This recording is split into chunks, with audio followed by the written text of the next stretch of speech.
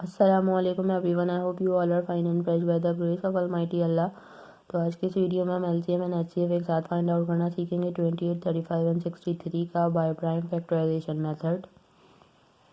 इस मेथड में हमारे पास दो या दो से ज़्यादा जितनी भी वैल्यूज़ हो, सबसे पहले हम उनके अलग अलग प्राइम फैक्टर्स फाइंड आउट करते हैं।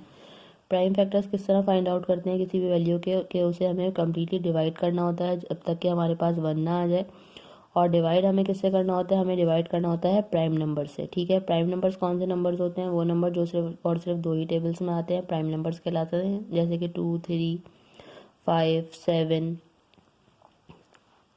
और ये इसी तरह कंटिन्यू रहते हैं। ये तमाम प्राइम नंबर्स हैं, ये सिर्फ और सिर्फ दो ही टेबल्स में आते हैं, अपने और दूसरे वन के, इसके अलावा किसी और तीसरे टेबल में नहीं आते। तो जब भी हम किसी वैल्यू के प्राइम फैक्टर्स फाइंड आउट कर रहे होते हैं तो इन प्राइम नंबर्स में से जो जैसे स्मॉलेस्ट प्राइम नंबर से वो वैल्यू डिवाइड हो रही होती है, उससे हमें कम्प्लीटली डिवाइड करना होता है जब तक कि हमारे पास 1 ना आ जाए। तो चले 1 बाय 1 इन तीनों वैल्यूज़ के हम प्राइम फैक्टर्स फाइंड आउट करते हैं। सबसे पहली जो वैल्यू है हमारे पास वो है 28। 28 के हम प्राइम फैक्टर किस तरह फाइंड आउट करेंगे? जो प्राइम नंबर में से सबसे स्मॉलेस्ट प्राइम नंबर 2 है, और 2 का डिविजिबिलिटी रूल है कि अगर किसी वैल्यू के लास्ट में इवन नंबर या फिर 0 तो वैल्यू 2 से कम्प्लीटली डिवाइड हो सकती है। ये वैल्यू हमें 2 से डिवाइड होती हुई नजर आ रही है क्योंकि इसके लास्ट में इवन नंबर है, तो उसे 2 से डिवाइड करना स्टार्ट करेंगे। 2 के टेबल में 2 आता है 1 पे और 8 आता है 4 पे। ये बन चुका है 14। ये वैल्यू अभी भी 2 से डिवाइड हो रही है क्योंकि लास्ट में इवन नंबर है, तो इसे 2 से ही डिवाइड करेंगे। 2 के टेबल में 14 आता है 7 पे। 7 खुद एक प्राइम नंबर है, इसलिए 7 को हमें 7 से ही डिवाइड करना है क्योंकि 7 के टेबल में 7 आता है 1 पे। जो हमारे पास ये नेक्स्ट वैल्यू है जिसके हमें प्राइम फैक्टर्स फाइंड आउट करने हैं वो है 35। इसके लास्ट में ऑड नंबर है, ये वैल्यू 2 से जो डिवाइड नहीं हो सकती। 2 के बाद जो नेक्स्ट प्राइम नंबर है वो है 3, और 3 का डिविजिबिलिटी रूल आपको बता दूंगी। एक वैल्यू में जितने डिजिट्स हों उनको अगर हम प्लस करें, जैसे कि यहाँ 3 और 5 है, अगर हम इनको प्लस करें तो वो बनेगा 8। 8 3 के टेबल में नहीं आता, इसलिए ये वैल्यू 3 से कम्प्लीटली डिवाइड नहीं हो सकती। 3 के बाद जो नेक्स्ट प्राइम नंबर है वो है 5, और 5 का डिविजिबिलिटी रूल है कि अगर किसी वैल्यू के लास्ट में 5 या फिर 0 तो वैल्यू 5 से कम्प्लीटली डिवाइड हो सकती है। यानी कि ये वैल्यू 5 से डिवाइड हो सकती है क्योंकि इसके लास्ट में 5 है, तो इसे हम 5 से डिवाइड करेंगे। 5 के टेबल में 35 आता है 7 पे, और 7 खुद एक प्राइम नंबर है। 7 टाइम 1 इज 7। लास्ट में जो हमारे पास वैल्यू है वो है 63, जो कि 2 से डिवाइड नहीं हो सकती वैल्यू क्योंकि लास्ट में ऑड नंबर है। दोनों को प्लस करें तो बनेगा 9। 9 3 के टेबल में आता है, यानी कि ये वैल्यू 3 से डिवाइड होगी। 3 के टेबल में 6 आता है 2 पे, और 3 आता है 1 पे। ये बन चुका है 21। 2 + 1 3 होगा। 3 भी 3 के टेबल में आता है, इसलिए ये वैल्यू भी 3 के टेबल से ही डिवाइड होगी। 3 के टेबल में 21 आता है 7 पे। 7 को हमें 7 से ही डिवाइड करना है। 7 टाइम 1 इज 7। हम इन तीनों वैल्यूज़ के प्राइम फैक्टर्स फाइंड आउट कर चुके हैं। अब उन प्राइम फैक्टर्स की हेल्प से हम इसका एलसीएम और एचसीएफ किस तरह फाइंड आउट करेंगे वो मैं अब आपको बताने लगी हूँ।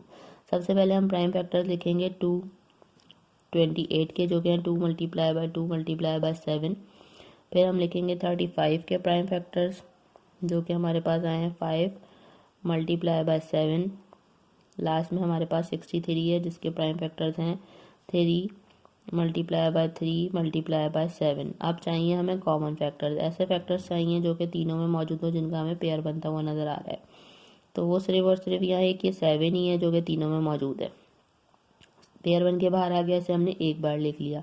अब हम क्या करेंगे? Highest common factor find out करेंगे। हाईएस्ट कॉमन किस तरह फाइंड आउट करते हैं कि जो हमारे पास कॉमन फैक्टर्स आते हैं यहाँ पे उन सबको हम करते हैं मल्टीप्लाई।